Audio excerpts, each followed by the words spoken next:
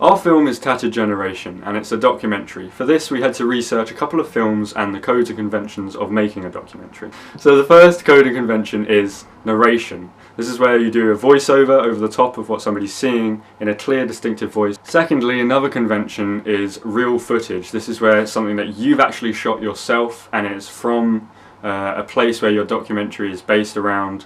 It's not something that was like fictionally made up like it would be in a film. Another is archive footage, so footage that's not actually ours, something that we take off the internet or we get from somebody we commission or something like that. We use this through a catwalk, something that we couldn't really go find and get, and then old film from London from the 1920s. The classic thing from documentaries is interview excerpts, which are used to provide an opinion of somebody who knows something about the field that you're covering in the documentary. We use non-diegetic sound to create an ambience and an atmosphere throughout of the documentary, and we also cut it off at the interview point to make more of an impact with what was being said. And lastly, visual coding. This means mise-en-scène, or showing what you're actually talking about in a narration. The mise-en-scène creates the whole scene and helps to add to the narrative of what you're trying to show. So for us, this was something like a tattoo parlour being in the background of an interview with a tattoo artist. These codes and conventions are commonly used in documentaries, and we decided to keep them in mind when we were filming and planning. We also looked at two films, McCullen and Ed Hardy, Tattoo the World. These two documentaries are different, but they're both documentaries, so we could use them to gain research and ideas about how to pull off making a documentary. So through McCullen, we gained the idea of using music to build tension in what you're trying to show, and then also the order of the titles that we're going to be showing in our opening sequence. Ed Hardy gave us an idea of real footage that is used in documentaries, archive footage, interview excerpts with the angles and the shots that we're going to be trying to get, as well as a way of showing the story in a cinematic way. So it's not all just the same shots, like mid-shots and close-ups of people's faces when they're talking.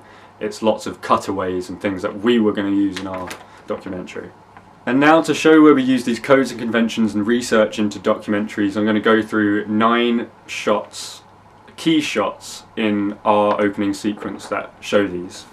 So number 1, the music starts whilst on a blank screen before any visuals, so tension is being built. The music is easy to listen to and works very well in the background. Number 2, the narration begins at this point with the first few shots of our real footage.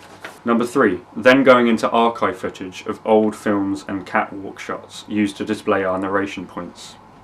Number 4, back to real footage. We filmed all over to get different shots that were displaying the narrative of the documentary. Number 5, we used visual coding with what the viewer is seeing and what they are hearing. Like when we were talking about artists and creative thinking, we showed some art being painted and paint being mixed. Number 6, we dropped the complete narrative after Enigma was created, showing what the main question of the documentary was about, but still not completely being truthful in what the whole documentary was about. So we talked about expression, where it's actually about expression through tattoos. So this was creating Enigma. Number 7, the cinematic shots of the tattoo parlour. Using this mise-en-scène added more to the enigma and the narrative, by the viewer maybe putting the pieces together that the doc is maybe about expression through tattoos. Number 8, the simple title coming up like most small documentaries have in the past. Number 9, lastly, the interview excerpt of a tattoo artist that we interviewed, along with its cutaway shots that kept interest in the interview by displaying different visuals to the watcher, as seen in Ed Hardy, Tattoo the World. Through using these conventions, I feel like we hit the criteria of making a documentary like any other. Using these classic traits made it easily recognisable as a documentary, and made it feel professional in the outcome, especially with the good quality image that we got from using my DSLR that I'm filming this on. As Enigma was part of the criteria, we needed it, so we created it through not saying the word tattoo specifically throughout the whole documentary until the interviews, but linking to culture and expressing yourself throughout to build the enigma.